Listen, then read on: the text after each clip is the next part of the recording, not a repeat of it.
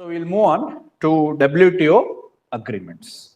So we'll just discuss some of the important ones and then we'll go into some current updates with respect to WTO. So the first one we'll do is agreement on agriculture. So as I told you, WTO has within it signed several agreements, almost 60 agreements are there. One of them being agreement on agriculture. Okay, so let's try to address all these points that is over here. So first one is it is applicable to what? It is applicable to agricultural commodities as well as processed commodities from agriculture. Processed commodities. Matlab commodities derived from agricultural products. So like cheese, chips, ketchup, things like that, processed meat or anything. So it not only includes agriculture, but agricultural derived products. Okay, that means both primary as well as secondary manufactured products from agricultural products. Okay, so it includes even meat. Okay, it includes even the meat, milk, everything. It does not include fish. It also does not include forest products. It does not include forest products. So fishery, fish and fish related products, forest and forest related products are exempted, are not part of this agreement on agriculture. So there is another agreement which is under negotiation called as Non-Agricultural Market Access, NAMA. Non-Agricultural Market Access. So that fish and forest products are being discussed there. Now, agreement on agriculture, this was part of the original negotiation of WTO, that is your Uruguay round. So it came into existence right from 1995 when WTO came into force. So this agreement on agriculture has three pillars. Agreement on agriculture has got three pillars, very important for you to understand. So what does this agriculture agreement talks about? If you want to just generally understand based on the principle, what is the main objective? Open trade, predictable trade. Yes, then most nation favored and all that, equal treatment, no discrimination, and LDC. So the same thing when we apply here, what does the agreement on agriculture would want to do? It wants to reduce the tariff and eliminate the non-tariff barriers. So the same thing, if you look at it, there are three pillars relating to agreement on agriculture. So first one is elimination of trade distorting domestic support. The agreement on agriculture aims at eliminating trade distorting domestic support to its farmers. So every member countries have to remove trade distorting domestic support. Domestic support means subsidies which are given to farmers, which affects the trade. Now I'll give you an example. Let's say a farmer is given subsidies on seed, on fertilizer, etc. If the government gives these subsidies to the farmers, don't you think the cost of production for those farmers are going to reduce? Don't you think their cost of production, when it reduces, the product also becomes cheaper and it becomes more competitive in the international market? So don't you think this is distorting trade? Trade distorting this, I had explained to you, right? So domestic subsidies can make commodities more competitive, okay, and therefore it can distort trade. So those countries, farmers who do not get these subsidies, they will be at a disadvantage. Alva. So let's say country X, the farmers are getting subsidy. Let's say another country Y, they do not get subsidies. So don't you think X farmer has an advantage over Y farmer? And if they are supplying to country A, who will be able to supply more? Farmer belonging to X. So therefore it distorts trade. So this is the main objective of agreement on agriculture. What is it? Eliminate trade distorting subsidies. But not all subsidies given to farmers are trade distorting. So for this purpose, the agreement on agriculture puts these subsidies into three categories called as green box, amber box, and blue box. So the subsidies are classified into what all? The domestic subsidies given to the farmers. Let's take India. Indian farmers get subsidies from the government. So there are three types of subsidies the farmers can get. What are they? Green box subsidies, amber box subsidies, and blue box subsidies. So the green box subsidies are non-trade distorting subsidies. So those subsidies which does not directly affect trade. Please make that correction. So no, these subsidies do not affect trade directly.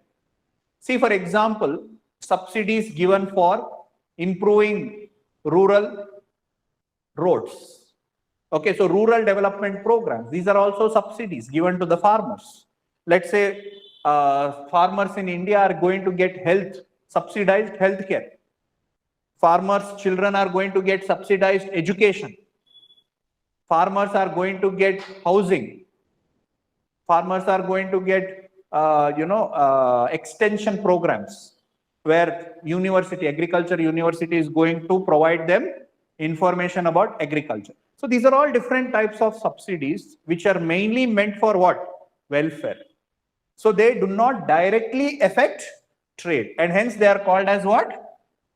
Non-trade distorting subsidies, and they are put into what? Green box.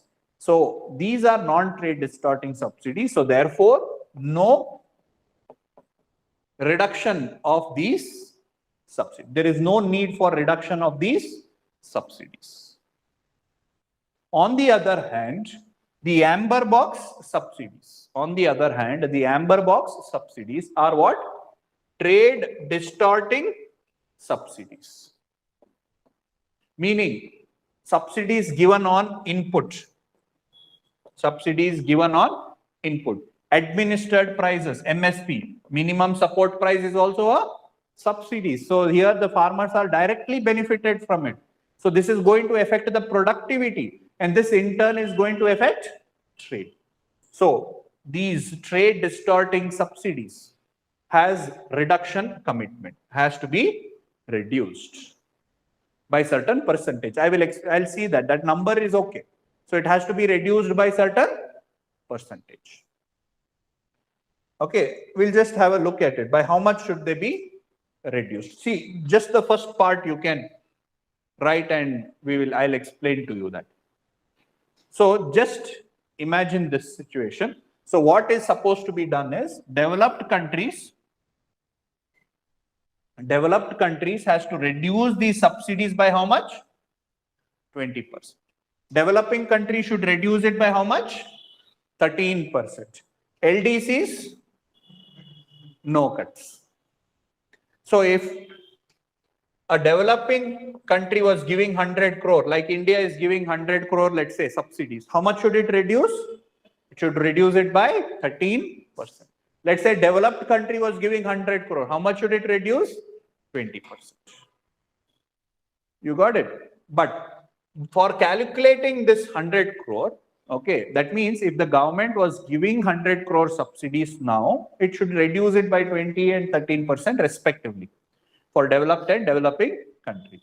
So for calculating that, WTO members, okay, had to calculate how much support, that means how much subsidy was being given to agriculture during which year? 1986-88 level. Whatever subsidy a country was giving 86-88 level, that should be reduced to how much? By 20 and 13%. You understood? So if India was giving 100 crore during the year 1986-88 level, average rate of 2 years, that should be reduced by how much? 13%. Aita? So the aggregate measurement of support was calculated, AMS. So how much support was given from all sources were calculated. Other though 13% should be reduced if you are a developing nation. Other though 20% should be reduced if you are a developed country. Okay, so you can write down that. So this is the target. You understood? So these are trade distorting subsidies. Hence, they should be what? Reduced. Blue box subsidies are those subsidies given by countries for programs called as production limiting programs being implemented in different countries. So government offers them subsidies to actually reduce production, meaning not to cultivate in certain pieces of land. For environmental reasons, don't cultivate. Let's say a farmer has 100 acres of land. So the government will say 5 acres of land, you leave it. Don't cultivate. For environmental purpose, you allow it to remain fallow. Okay, so that is called as what? Production limiting program. So subsidies given to farmers under production limiting program, also there is no need for reduction. So here also no need for reduction. Okay. So again, if I recollect, green box, no commitment. Amber box, commitment. Blue box, no commitment. Non-trade distorting subsidies, trade distorting subsidies, production limiting program subsidies. Next one is reduction of export subsidies. So export subsidies also can affect trade. It's also a type of non-tariff barriers. Agreed, all of you? So for export subsidies, also there are targets. Matlab, member countries who are giving export subsidies also there is a target. It has to be reduced. So the number is like this. Okay, so with respect to here, export subsidies, developed countries has to reduce it by 21% over 6 years, and developing countries has to reduce it by 10% over 10 years. Let's say India was giving 100 crores for agricultural exports. So it has to reduce it by 10% over 10 years. Then improving the market access. How can you import market access? Same thing, whatever we have discussed. How can you improve market access? By reducing tariffs and eliminating non-tariff barriers. So how can you reduce so there is a target here also. So reduce tariff. So developed countries should reduce their tariffs by 36% in 6 years. Developing countries should reduce it by how much? 24%. Let's say India is giving 10% customs duty, has a 10% customs duty on agricultural import. It has to reduce it by 24%. So it should reduce it by 2.4. So it should fix it at 7.6%. Alva. So that's the target. So this also benefits trade. So this is agreement on agriculture. So